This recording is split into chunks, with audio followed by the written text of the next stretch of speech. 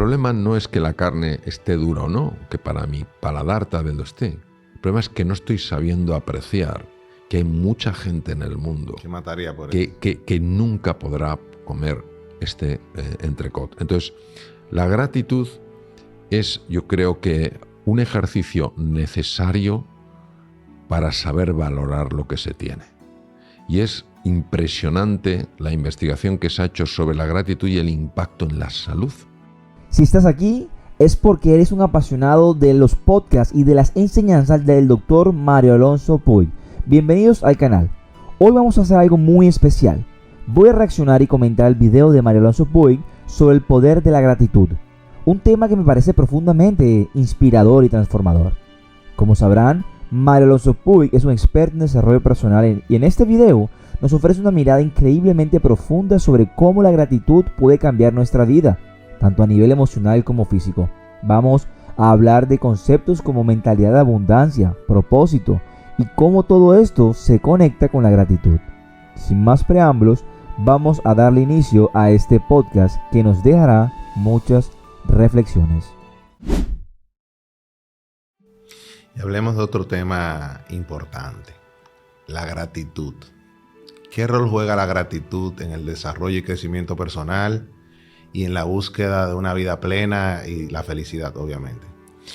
Pues voy a poner un ejemplo, en mi caso, de una falta de gratitud por mi parte y una lección que recibí. Yo he colaborado en un programa que se llama El Camino Interior, es el Camino Santiago, que es muy conocido a nivel mundial y tiene una serie de capítulos donde una serie de personas hacemos una etapa y vamos hablando con el director del programa, que es Miguel Ángel Tobías, vamos hablando sobre distintas cosas del viaje interior, porque cuando uno ha hecho el Camino Santiago, parte del Camino Santiago, hay un viaje exterior precioso, porque es un paisaje, Galicia es maravillosa y en general España es precioso y puedes ir de distintos sitios, pero no cabe duda que se mueven cosas por dentro. Yo lo he experimentado y es verdaderamente sorprendente, ¿no? Entonces yo pedí hacer el camino desde Ocebreiro a Triacastela, que está en Lugo, los dos. Entonces, al llegar a Triacastela, después de hacer mi etapa, en la que me iban entrevistando sobre los procesos internos, etcétera, que suceden pues cuando uno está haciendo esta vía del peregrino. Cuando llegamos a Triacastela fuimos a cenar y yo pedí un filete, un entrecot, y la verdad es que estaba un poco duro. Y dije, esta carne está dura. Y el director, Miguel Ángel, me miró con una sonrisa y me dijo, Mario, no hay carne dura, hay falta de hambre.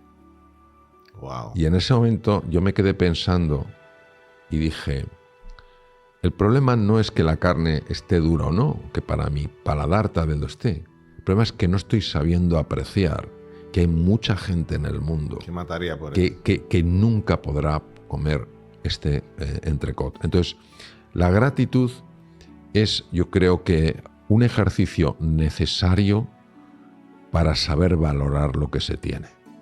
Y es impresionante la investigación que se ha hecho sobre la gratitud y el impacto en la salud, porque se ha demostrado que la gratitud produce algo en el sistema nervioso que genera un equilibrio tal que la tensión arterial se regula mucho mejor, personas diabéticas, los niveles de azúcar se gestionan mejor. Es decir, no cabe duda que el ser humano, cuando vive en la gratitud, tiende a estar más sano que cuando vive en la queja.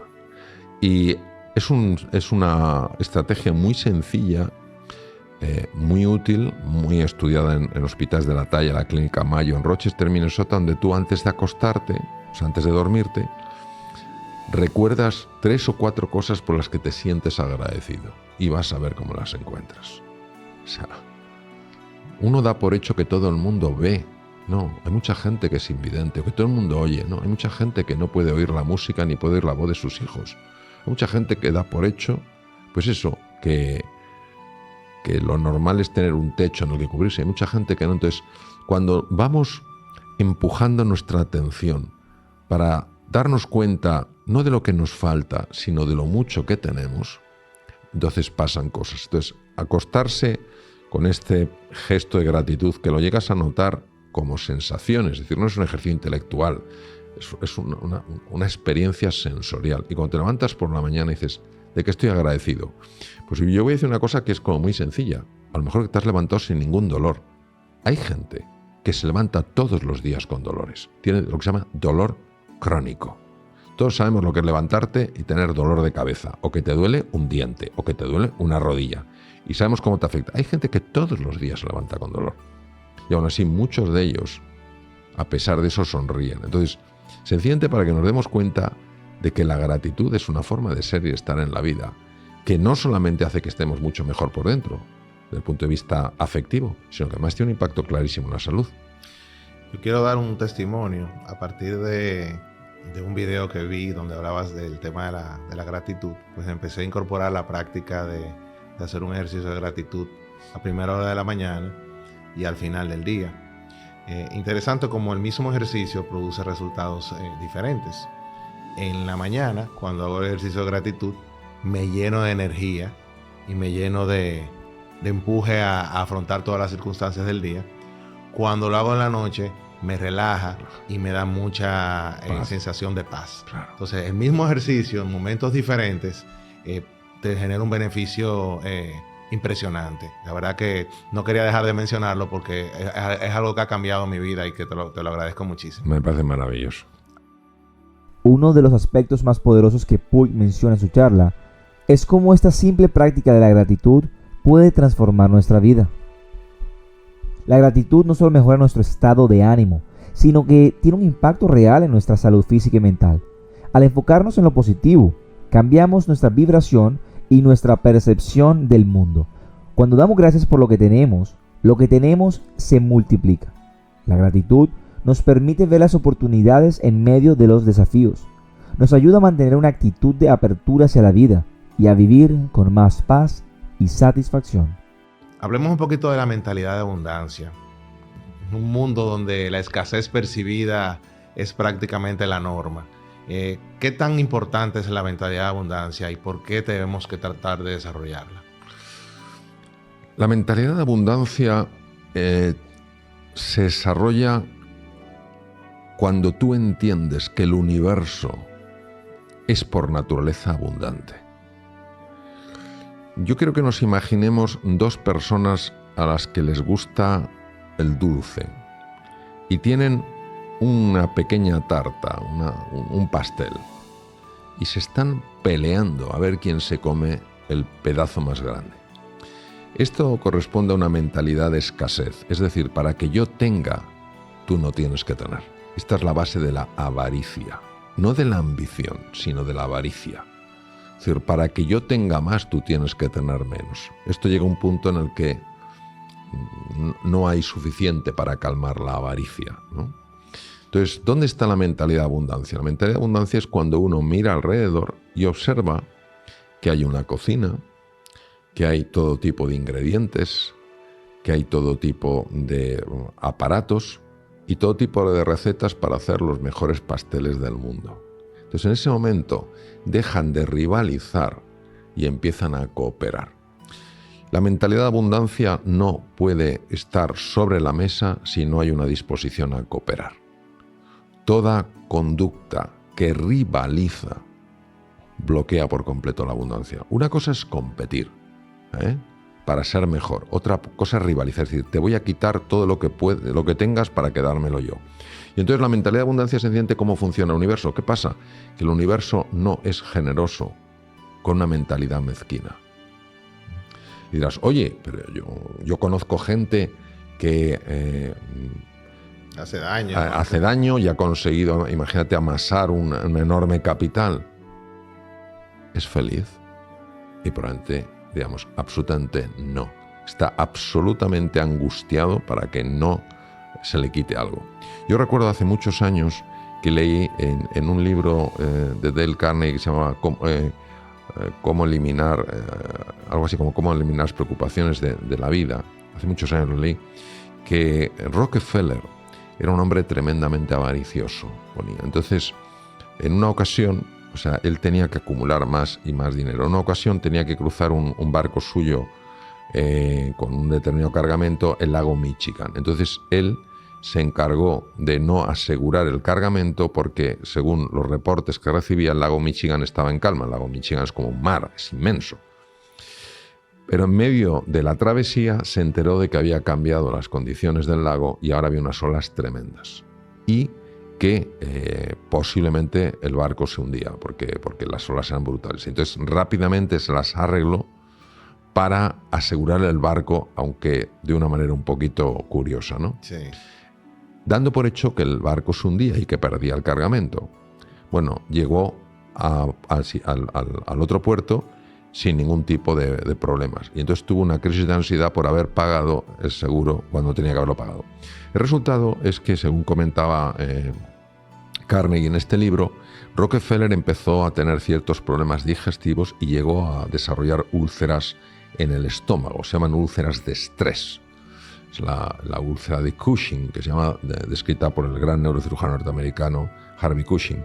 Entonces, la úlcera de Cushing produce grandes hemorragias digestivas y en aquella época no había medicación como hay hoy en día, medicación súper sofisticadas que te bloquea la producción de ácido clorhídrico por la célula oxíntica, que es la que produce el ácido clorhídrico en el estómago. Es decir, que estaba en una situación muy delicada y estaba en su mansión con una sonda. Habían montado una especie de hospital y le habían puesto una sonda nasogástrica, un tubito hasta el estómago, por el cual le inyectaba una especie de papilla alcalinizante para intentar bloquear el nivel de acidez. Y parece ser que en ese momento Rockefeller tuvo como un breakthrough, un momento de, dijo, el hombre más rico del mundo, tomando una comida que despreciaría un mendigo, que no funciona en mi vida. Yo creo que la mentalidad de abundancia es aquello que uno descubre cuando piensa en el bien de los demás, cuando no solo piensa en el suyo. Y la mentalidad de abundancia no solo tiene que ver con cosas materiales, porque si una persona solo tiene cosas materiales y no tiene personas que la quieran, un motivo real para vivir, una ilusión en su vida, etcétera, etcétera, es muy pobre. Así es muy pobre. Entonces la mentalidad de abundancia no tenemos que verla solo en las cosas, sino en las experiencias que tienes, en la gente que te quiere. De hecho, el estudio más largo sobre la felicidad que hay en el mundo, que lo iba a cabo en la Universidad de Harvard ya varias décadas, el elemento clave de la felicidad no es lo que tienes, sino de quién te rodeas. Exacto. La gente que tienes. No son las cosas que tienes, sino la gente que tienes a tu alrededor. Entonces, en esa mentalidad de abundancia todos lo entendemos. En fin, tú y yo somos muy buenos amigos, Ney.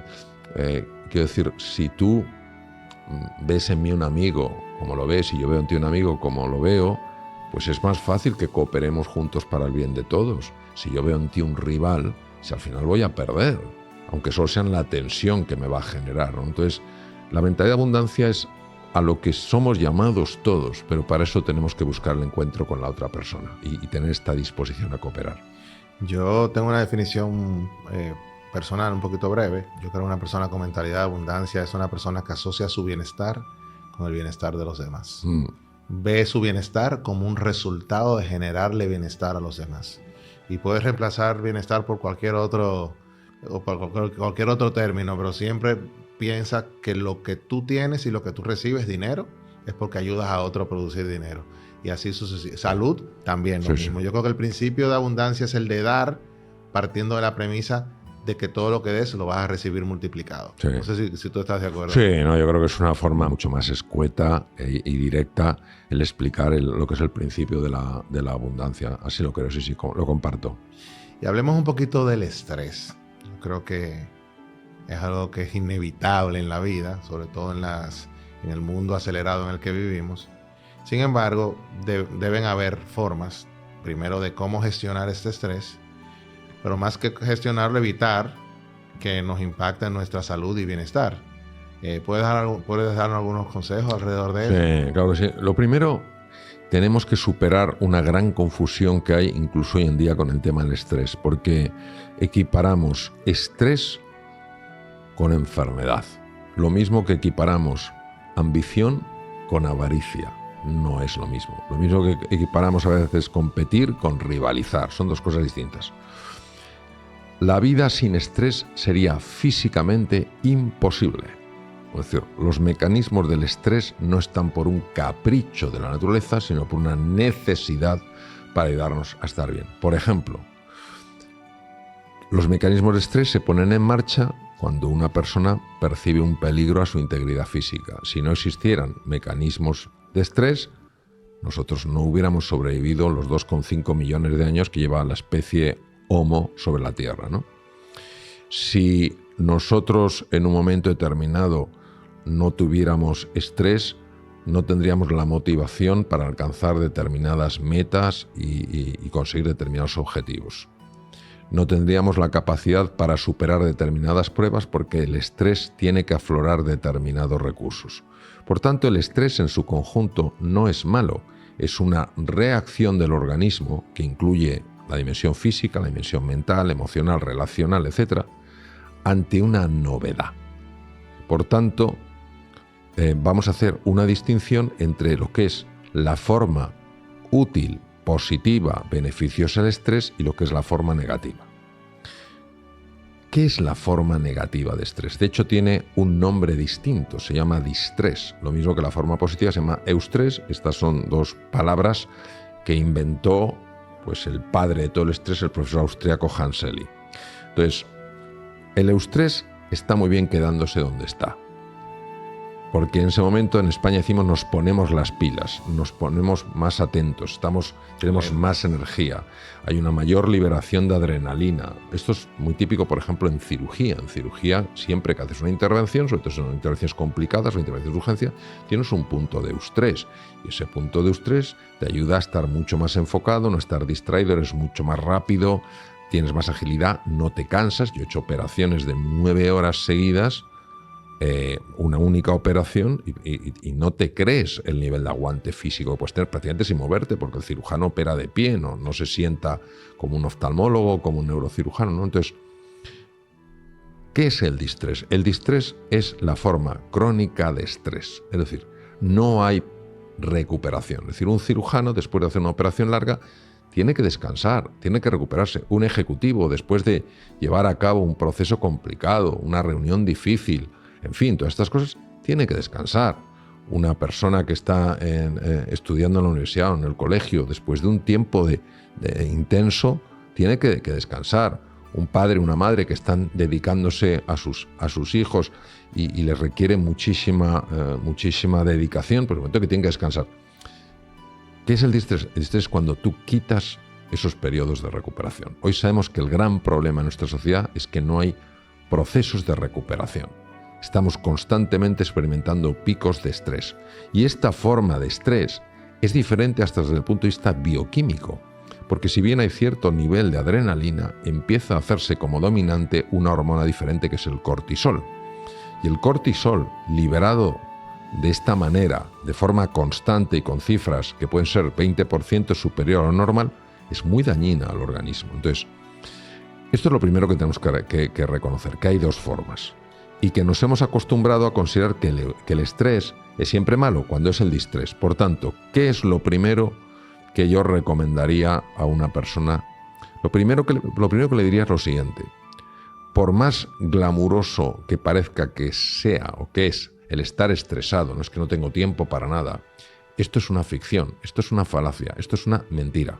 Una persona distresada, una persona con estrés crónico es una persona cuya eficiencia se reduce de una manera brutal, cuyas relaciones se deterioran, cuya salud física empeora, cuyo estado de ánimo cae en picado. Por tanto, no tiene nada ventajoso. Mira que yo soy una persona que por entrenamiento siempre busco algo positivo en todo. Llevo años estudiando el distrés, hemos hecho trabajos de investigación con el distrés. No he encontrado nada positivo en el distrés. Nada. Entonces, ¿qué quiere decir? Pues que no tiene sentido. ¿Qué podemos hacer? Pues imponernos pausas de recuperación. Entender que la recuperación no es un lujo, es una necesidad. Las vacaciones no son un lujo, son una necesidad. Poder descansar un fin de semana, aunque sea unas horas, no es un lujo, es una necesidad. Y nuestra sociedad no para de inventar nuevos medicamentos para reducir la ansiedad y la depresión y no se va al origen, que es muchas veces la falta de recuperación. Da la sensación que una persona, todos tenemos agendas complicadas, eso no lo podemos negar, pero da la sensación de que la persona más exitosa es la que no tiene un minuto para nada. Bueno, yo creo que esto es un error, que lo compramos con mucha frecuencia, pero no es así. Entonces, yo lo que diría es, hay que buscar momentos de recuperación a lo largo del día. Yo, en lo personal, pienso que más que aspirar al balance, que en mi percepción no existe, lo que tenemos que aspirar es a la compensación. Es decir, van a haber momentos donde tú tienes una conferencia, tienes que preparar la conferencia, vas a hablarle a decenas de miles de personas al mismo tiempo. Es normal que tengas un poco de estrés y que también termines agotado si es una jornada intensa. Entonces, en ese momento tú no puedes estar hablando de balance, no puedes estar hablando de tener todo en equilibrio. ¿Por qué? Porque tienes un reto por delante que tienes que asumir. Sin embargo, luego ya cuando termines eso, buscar formas de descomprimir, liberar esa presión, recargar energías, etcétera, etcétera. Entonces, yo pienso mucho en la compensación, es decir, me implica un esfuerzo aquí, pues ahora compenso en igual proporción con algún mecanismo de compensación. Absolutamente. Es así, es decir, porque si esos mecanismos de compensación no se aplican, se acumula lo que se llama carga alostática. Nadie sabe hoy en día lo que es la carga alostática, debe ser algún tipo de residuo físico-químico, no sabemos muy bien lo que es, pero produce un deterioro en el organismo. Es como una lavadora que se va acumulando sal o ciertos residuos, y no se limpia en un momento en que la lavadora no funciona. Pues a nosotros nos pasa igual. Entonces tenemos que entender que el organismo necesita periodos de recuperación. Fíjate que si a un animal, el profesor Hans Selye, que fue el que descubrió los mecanismos del distrés, él sometía a las ratas, era su animal de experimentación, las ratas, luego él también trabajó con otros animales, pero fundamentalmente con ratas, a estrés crónico. No sabes las lesiones que les producía, o sea, es impresionante los descubrimientos del profesor Selye, unas úlceras en el estómago, una atrofia de las glándulas suprarrenales por haber sido agotadas por el propio estrés, en fin, todo tipo de problemas. Es decir, tú sometes a un animal a un estrés crónico, un distrés, y le acabas haciendo mucho daño. Pues el ser humano tiene una naturaleza también biológica. No podemos pensar que porque intelectualmente seamos más avanzados, fisiológicamente podemos hacer lo que nos dé la gana. No. Y yo afortunadamente estoy viendo que las empresas esto se lo están empezando a tomar muy en serio. Pues claro, cuando las personas empiezan a romperse, yo me acuerdo hace años, bueno, no tanto, di una conferencia sobre la gestión del estrés para una empresa muy grande, eran ingenieros de muchos países del mundo, y había un pequeño cóctel después y se me acercó uno de los ingenieros y me dijo: Mario, muchas gracias por haber venido, porque es la primera vez que en esta empresa se habla de esto, ya no podemos más, nos estamos rompiendo. Entonces yo creo que tenemos que tomarlo en serio. Definitivamente. Uno de los momentos más impactantes del video es cuando habla sobre esto. Me parece que muchas veces las personas buscan fuera de sí mismas algo que les dé sentido.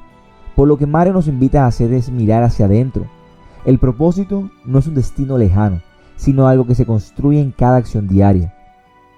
Cuando alineamos nuestras decisiones con lo que realmente valoramos y amamos, comenzamos a vivir de manera más plena y con dirección.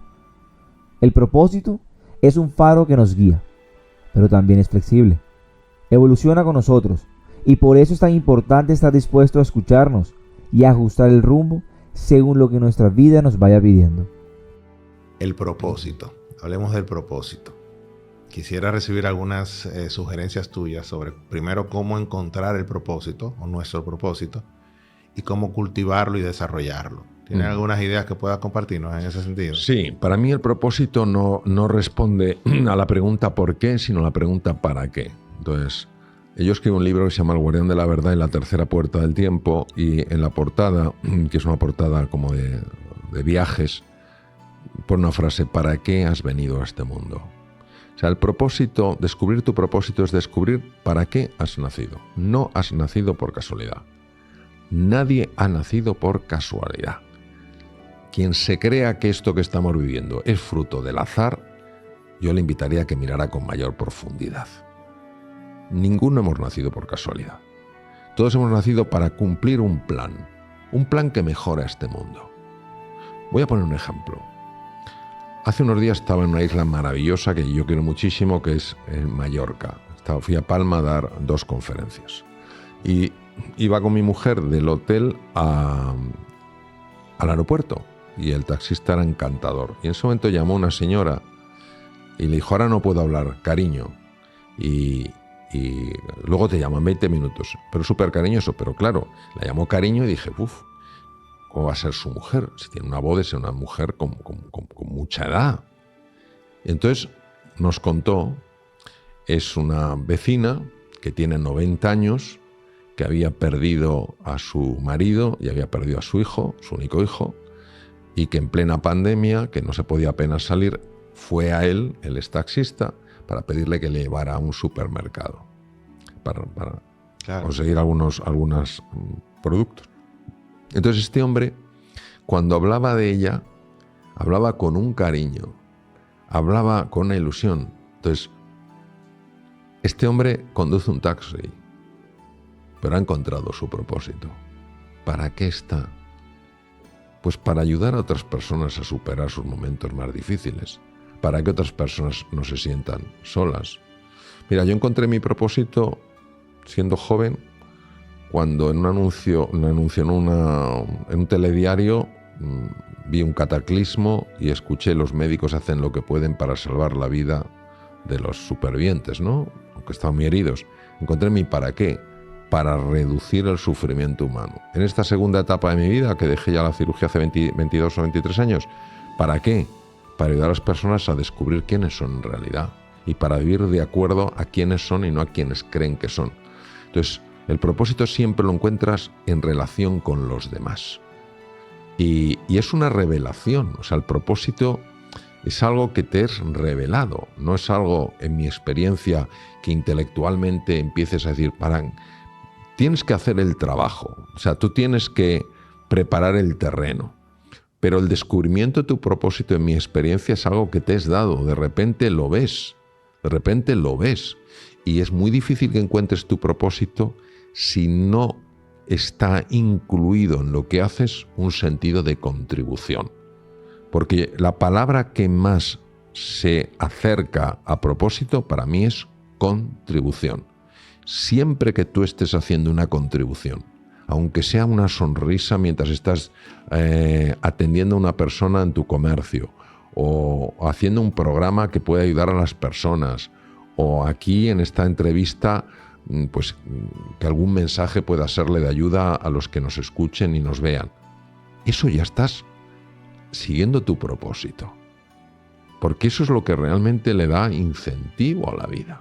O sea, si todo empieza en mí y acaba en mí, pues eso se queda un poquito vacío. Si yo veo que lo que hago está ayudando a otras personas, como la felicidad siempre es algo compartido, el bienestar subjetivo es propio de uno porque es el goce de los sentidos, pero la felicidad es el gozo del corazón. No puede haber gozo del corazón sin unión, sin encuentro. Entonces, yo creo que no nos tenemos que obsesionar con el propósito, sino enfocarnos en que todo lo que hagamos tenga una orientación a contribuir, aunque sea de una forma muy sencilla, a hacer de este mundo un lugar mejor.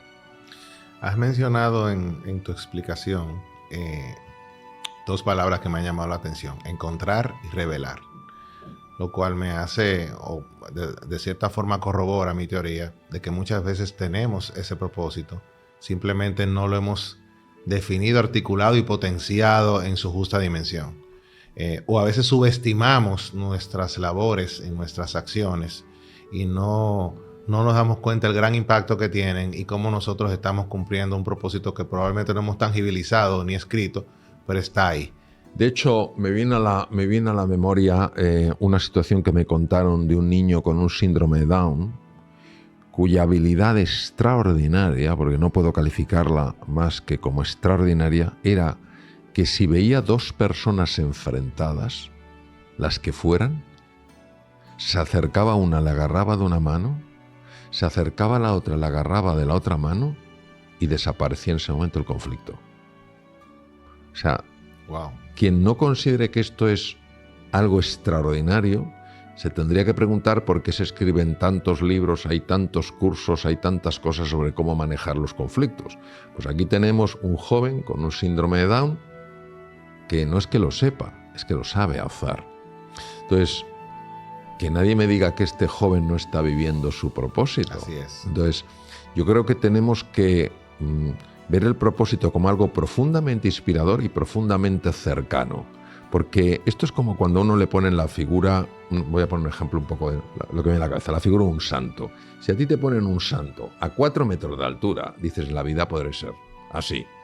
Pero si te muestran que un santo era una persona con sus defectos, con sus ilusiones, con sus caídas, y sencillamente que buscó ayudar a los demás a tener un nivel mayor de felicidad y un nivel menor de sufrimiento, y dices, oye, esto lo puedo hacer yo. Entonces, al final, en potencia, somos todos santos. Entonces, lo que te quiero decir es que no tenemos que buscar, desde mi punto de vista, el propósito en algo muy glamuroso, en algo muy, no, yo quiero. Fíjate, yo me acuerdo una vez en una conferencia que di en una ciudad que es preciosa, que es Santiago de Compostela, donde acaba el Camino de Santiago, ¿no? Di una conferencia sobre el mundo de las emociones y había una parte de preguntas. Y entonces una señora, en este caso una señora arriba, en un palco pidió el micrófono, fue una persona a darle el micrófono, pero de una voz hizo, yo quiero cambiar el mundo, ¿por dónde empiezo? Y le dije, por usted misma. Se quedó callada y se sentó. Impresionante. Claro, entonces el propósito no hay que vivirlo para salir en los periódicos, en la televisión, o para que los demás nos aplaudan. El propósito nunca te lleva a querer brillar, lo que te invita es a querer iluminar para que otros puedan brillar. Y yo creo que ese punto es muy importante porque está muy separado del ego humano. El ego humano no entiende el propósito, porque claro, el ego humano no entiende de la contribución. El ego humano no entiende el encuentro con el otro, no entiende principios de la abundancia, solo entiende mí, mío, para mí y siempre yo, ¿no? Y bueno, amigos, a manera de conclusión, esta charla tan poderosa que acabamos de escuchar sobre la gratitud realmente nos invita a tomar control de nuestra mentalidad, a cultivar un enfoque de abundancia y a vivir con propósito. Lo que más me resuena de todo esto es la idea de que el poder real está en nuestras manos. Nosotros decidimos cómo interpretar nuestras experiencias, cómo cultivar nuestras emociones y cómo alinearnos con lo que realmente queremos de la vida. Si podemos integrar la gratitud en nuestro día a día, cambiar nuestra mentalidad hacia la abundancia y vivir con un propósito claro, sin duda, estaremos en el camino hacia una vida más plena, rica en experiencias y llena de posibilidades. Así que, ¿qué estamos esperando para empezar? Déjame tu comentario y dime de dónde me escuchas. No olvides, la gratitud es el primer paso hacia una vida más abundante. Gracias, gracias, gracias.